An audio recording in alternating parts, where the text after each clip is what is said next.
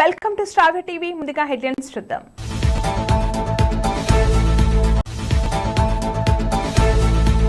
Bomb బెదిరింపు, విమానదారి మళ్లింపు. మహారాష్ట్రలో కుప్పకూలిన వంతెన, నదిలో పడిపోయిన 15 మంది పర్యాటకులు. దుబాయ్ ఆకాశ హార్మ్యంలో ఒక భవనంలో అగ్ని ప్రమాదం. నెలాఖరులోగా స్థానిక షెడ్యూల్.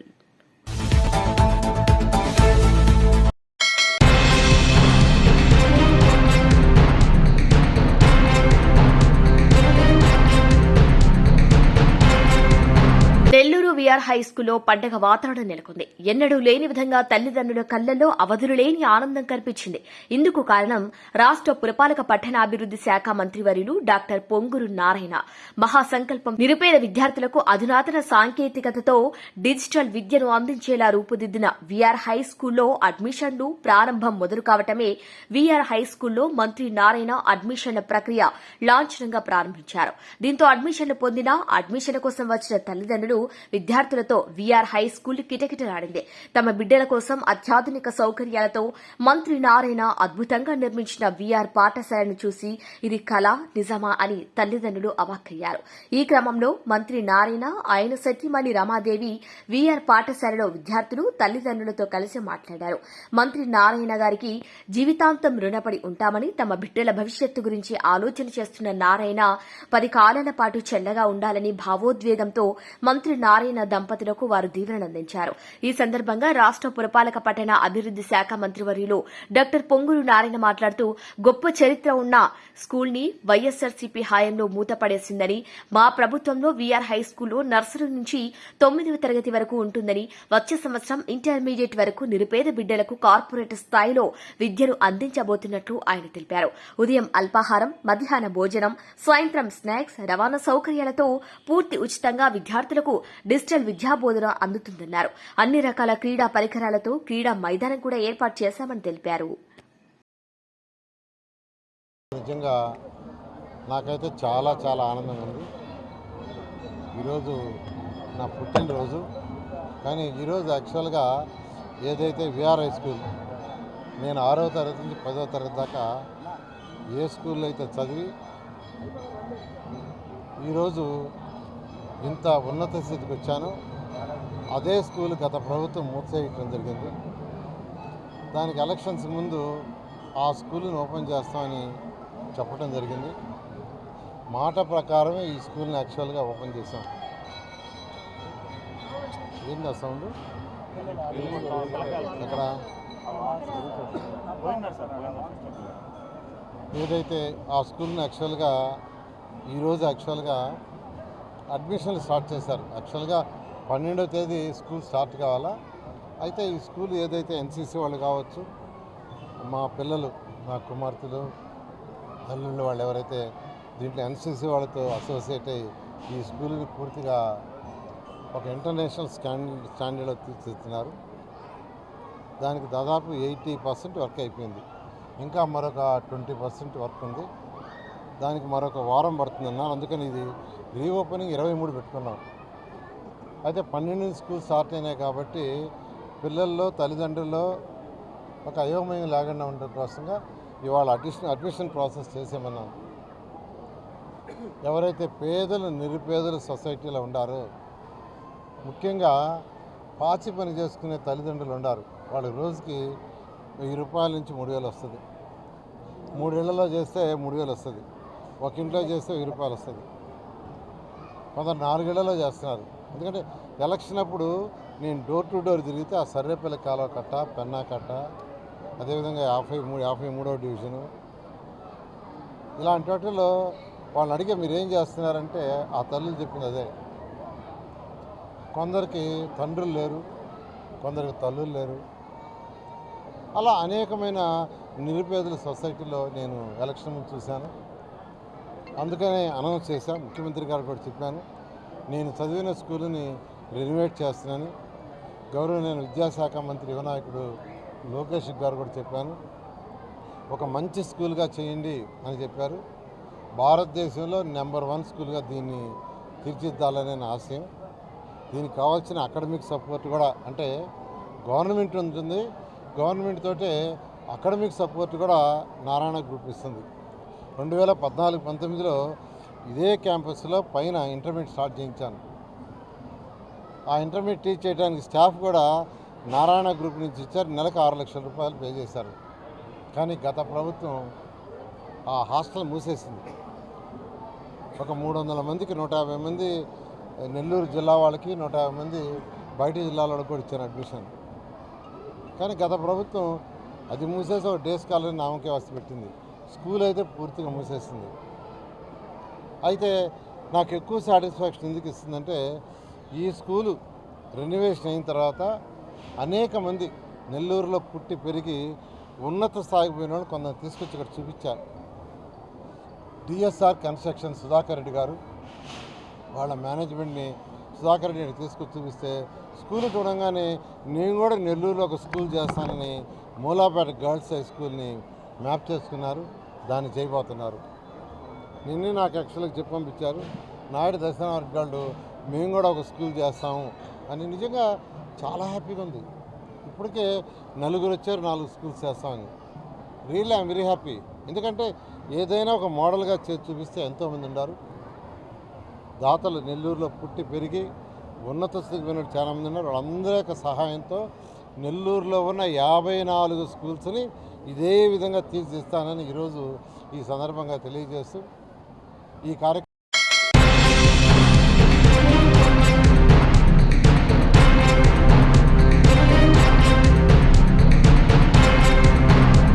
జర్మనీ నుంచి శంషాబాద్ కు రావాల్సిన లుఫ్తాన్సా ఎయిర్లైన్స్ LH-752 విమానానికి బాంబు బెదిరింపు కలకలం రేపాయి. దీంతో ఆ ఫ్లైట్ ను రోమానియా నుంచి ఫ్రాంక్ఫర్ట్ ఎయిర్పోర్ట్ కు తిరిగి తీసుకెళ్తున్నారు. పూర్తి వివరాలు ఇంకా తెలియాల్సి ఉంది.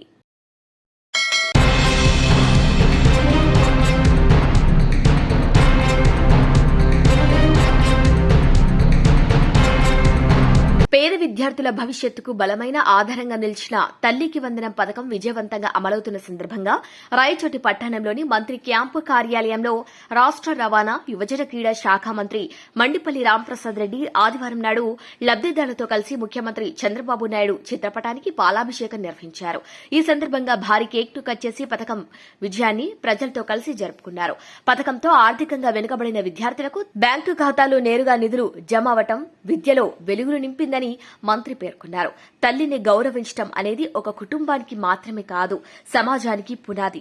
ఈ భావనతో తల్లికి వందనం పథకాన్ని సీఎం చంద్రబాబు నాయుడు ప్రారంభించారని అన్నారు. ఈ కార్యక్రమంలో పలువురు లబ్దిదారులు, తల్లులు, విద్యార్థులు, నాయకులు అధిక సంఖ్యలో పాల్గొన్నారు. ప్రతి ఒక్కరి ముఖాల్లో ఆనందం వెలుగులు కనిపించాయి. నమస్కారం. ఇది ఆంధ్ర రాష్ట్ర ప్రజలకు ఒక శుభదినం.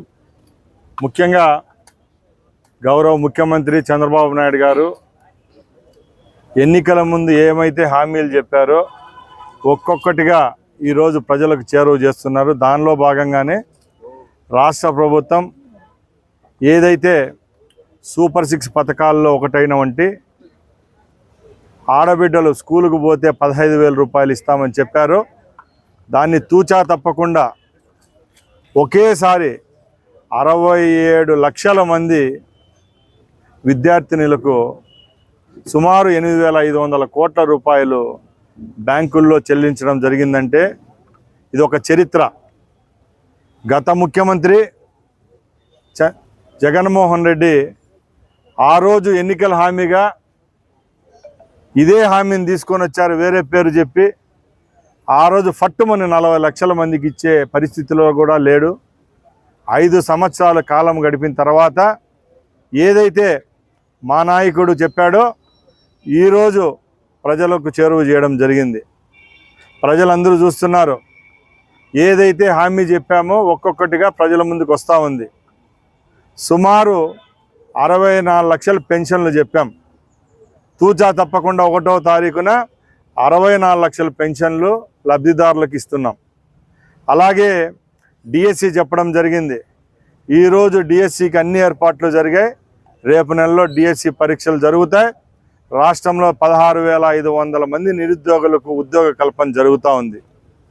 ముఖ్యంగా ఆ రోజు ఇసుక పక్క రాష్ట్రాలకు పోతే ఈరోజు రాష్ట్రంలో ఎవరు ఇల్లు కట్టుకోవాలన్నా పేద ధనికుడు ఎవరితో నిమిత్తం లేకుండా అందరికీ ఉచిత ఇసుక ఇస్తున్నాం. ముఖ్యంగా గత నెలలో మత్స్యకారులకు ఏదైతే చెప్పామో వాళ్ళ అకౌంట్లలో డబ్బులు వేయడం జరిగింది.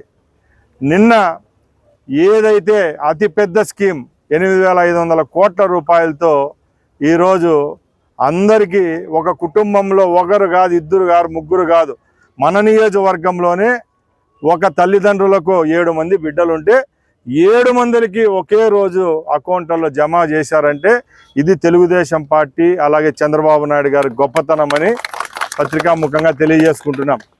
అలాగే ఇంకా 2 హామీలు ఉన్నాయి. రైతుల పక్షపాతి అని చంద్రబాబు నాయుడు గారు ఈ రోజు కాదు గత 3 పర్యాయాలు ముఖ్యమంత్రిగా పనిచేసినప్పుడు పని చేయడం జరిగింది. అన్నదాత సుఖీభవ అనే పథకం ఏదైతే మేము ఆ రోజు మేనిఫెస్టోలో పెట్టి సూపర్ 6లో చెప్పామో అది కూడా వచ్చే నెలలోనో ఈ నెలలోనో కేంద్ర ప్రభుత్వం ఇచ్చే నిధితో పాటు రాష్ట్ర ప్రభుత్వం యొక్క వాటా కూడా అకౌంట్లలో అది కూడా సుమారుగా 60 లక్షల పై చిలుకున్న ఎవరు అప్లై చేసుకున్నారో వాళ్ళ రైతులందరికీ వాళ్ళ అకౌంట్లో వేసే విధంగా చర్యలు తీసుకుంటున్నాం. చివరి హామీ ఏదైతే ఉందో మహిళా మూర్తులందరికీ కలిసి ఫ్రీ బస్సు సౌకర్యం అని చెప్పాం. అది కూడా గౌరవ ముఖ్యమంత్రి చంద్రబాబు నాయుడు గారు ఆగస్టు 15వ తారీఖున రాష్ట్ర వ్యాప్తంగా పొరుగు రాష్ట్రాల్లో ఏ విధంగా మహిళా మూర్తులందరికీ ఫ్రీ సర్వీస్ అని చెప్పామో హామీని కూడా నిలబెట్టుకొని సూపర్ 6 అంతా అధికారంలోకి వచ్చిన 1 సంవత్సరంలోనే అందించడం జరిగిందంటే ఒకసారి గమనించాల. గత ప్రభుత్వం లాగా హామీలు ఇచ్చి కుటుంబంలో 4 ఉంటే 4కి ఇస్తామని చెప్పి 5 సంవత్సరాల్లో ఒక్కొక్కటిగా తగ్గించుకొని వచ్చి కుటుంబంలో ఒక బిడ్డకుంటే ఒక బిడ్డకు డబ్బులు ఇచ్చిన ఘనత వాళ్ళదైతే ఈరోజు మేము కుటుంబంలో బిడ్డలతో నిమిత్తం లేకుండా ప్రతి ఒక్కరికి జమ చేశామంటే ఇది యొక్క దార్శనికత మా ముఖ్యమంత్రి గారి గొప్పతనం అని తెలియజేసుకుంటున్నాం. అలాగే ఒకటే చెప్తున్నాం, 1 సంవత్సరం అయింది రాష్ట్రంలో ప్రభుత్వం ఏర్పాటయ్యి రాష్ట్ర ప్రజలంతా చంద్రబాబు నాయుడు గారి మీద నమ్మకం ఉంది కాబట్టి ఈరోజు వేచి చూశారు. గత 1 సంవత్సరం నుంచి తెలుగుదేశం పార్టీ నాయకులు కార్యకర్తలు కూడా ప్రజలకు ఏవైతే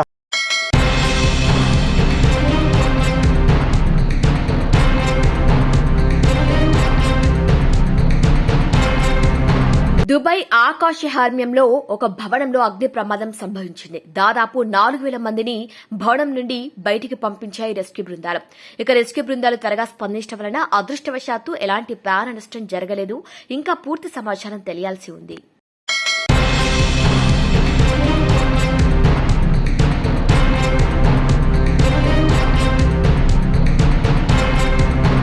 గత పాలకులు అరాచకంతో మూసివేసిన స్కూల్ను ఓపెన్ చేసి సర్వాంగ సుందరంగా తీర్చిదిద్ది ఒకే రోజులో 900 మందికి అడ్మిషన్లు ఇవ్వటం సరికొత్త రికార్డని రాష్ట్ర పురపాలక పట్టణాభివృద్ది శాఖ మంత్రి వర్యులు డాక్టర్ పొంగూరు నారాయణ పనితీరు పట్ల సర్వేపల్లి ఎమ్మెల్యే సోమిరెడ్డి చంద్రమోహన్ రెడ్డి కొనియాడారు.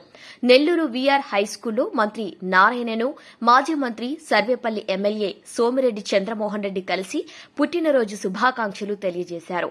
మంత్రితో కలిసి వీఆర్ హైస్కూల్లో చేపట్టిన ఆధునీకరణ పనులను సోమిరెడ్డి పరిశీలించారు. తరగతి గదుల్లో furniture, digital equipment, play ground చూసి సోమిరెడ్డి ఆశ్చర్యం వ్యక్తం చేశారు. ఈ సందర్భంగా సర్వేపల్లి ఎమ్మెల్యే సోమిరెడ్డి చంద్రమోహన్ రెడ్డి మాట్లాడుతూ వీఆర్ హైస్కూల్ను ఇప్పుడు చూస్తే దిమ్మ తిరిగిపోతుందన్నారు. ఇంత అద్భుతంగా స్కూల్ను రూపుదిద్దుకుంటుందని కలలో కూడా ఊహించలేదని తెలిపారు. మంత్రి నారాయణ సార్ టేకప్ చేసి పునః ప్రారంభిస్తుండటం అద్భుతమన్నారు. ప్రస్తుతం వీఆర్ హైస్కూల్లో కార్పొరేట్ ని తలదన్నేలా తీర్చిదిద్దారని కొనియాడారు. అంతర్జాతీయ స్థాయి ప్రమాణాలు కల్పించడం ఓ చరిత్ర అని అభివర్ణించారు. వీఆర్ హైస్కూల్లో చదివి ఎందరో ఉన్నత స్థాయిలో ఉన్నారని గుర్తు చేశారు.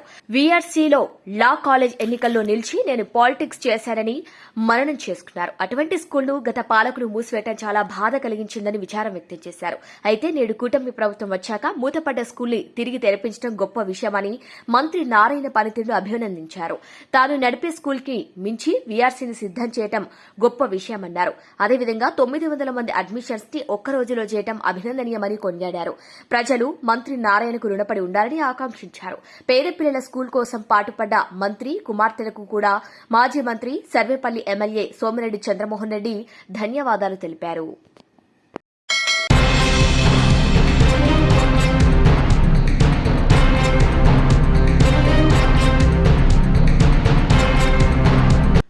రాష్ట్రంలో స్థానిక సంస్థల ఎన్నికలకు నెలాఖరులోగా షెడ్యూల్ విడుదలవుతుందని రెవెన్యూ మంత్రి పొంగులేటి శ్రీనివాసరెడ్డి తెలిపారు.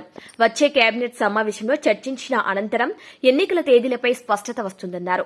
తొలుత ఎంపీటీసీ, జెడ్పీటీసీ ఎన్నికలు ఉంటాయని, తర్వాత పంచాయతీ, మున్సిపల్ ఎన్నికలు జరుగుతాయని పేర్కొన్నారు. గడువు సమీపిస్తున్నందున ఎన్నికలకు కాంగ్రెస్ శ్రేణులు సిద్దంగా ఉండాలని సూచించారు. ఆదివారం ఖమ్మం జిల్లా కుసుమంచిలో తన క్యాంపు కార్యాలయంలో పాలేరుకు చెందిన ముఖ్య నాయకులతో పొంగులేటి సమావేశం నిర్వహించారు. మరో వారంలో రైతు భరోసా, సన్నవడ్లకు బోనస్ ను అర్హులైన రైతుల ఖాతాల్లో జమ చేయనున్నట్టు తెలిపారు. సంక్షేమ పథకాలను ప్రజల్లోకి తీసుకెళ్లాల్సిన బాధ్యత నాయకులదేనని, గ్రామాల్లో ఇందిరమ్మైలు పూర్తయ్యేలా చూడాలని సూచించారు. కాగా రాష్ట్రంలో నిర్వహిస్తున్న రెవెన్యూ సదస్సులకు సంబంధించి ఆదివారం హైదరాబాద్ లో మంత్రి పొంగులేటి అధికారులతో సమీక్ష నిర్వహించారు. ఈ సందర్భంగా ఆయన మాట్లాడుతూ భూ సమస్యలపై రైతులు చేసుకున్న దరఖాస్తులను నిర్దేశించిన గడువులోగా పరిష్కరించాలని ఆదేశించారు. ఇప్పటి వరకు 561 మండలాల్లో 7,578 గ్రామాల్లో రెవెన్యూ సదస్సులు నిర్వహించామని, వీటిలో 4.61 లక్షల దరఖాస్తులు వచ్చాయని తెలిపారు. సర్వే రికార్డు లేని 5 గ్రామాల్లో పైలట్ ప్రాజెక్టు కింద చేపట్టిన భూ సర్వే శరవేగంగా జరుగుతోందన్నారు.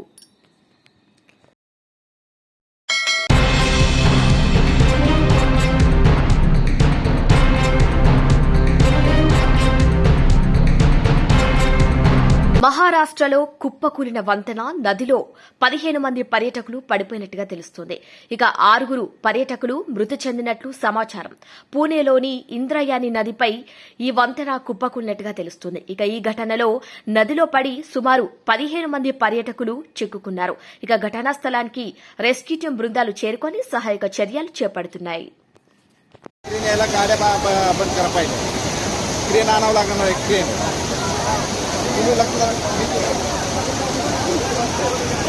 तिकडून गेलाय इथं बघा इकडे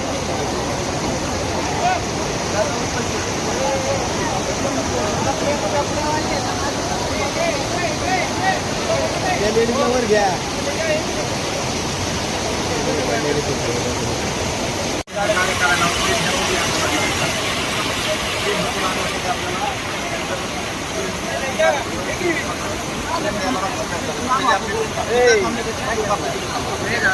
याला आवाज देऊ बाहेर घ्या.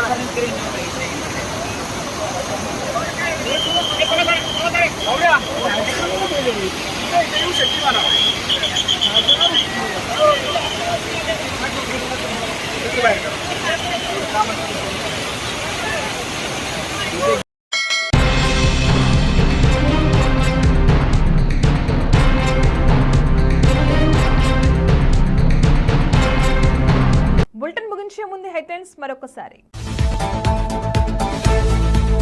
బాంబు బెదిరింపు, విమానదారి మళ్లింపు. మహారాష్ట్రలో కుప్పకూలిన వంతెన నదిలో పడిపోయిన 15 మంది పర్యాటకులు.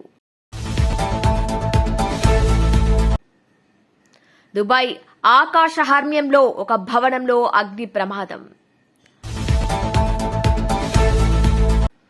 నెలాఖరులోగా స్థానిక షెడ్యూల్.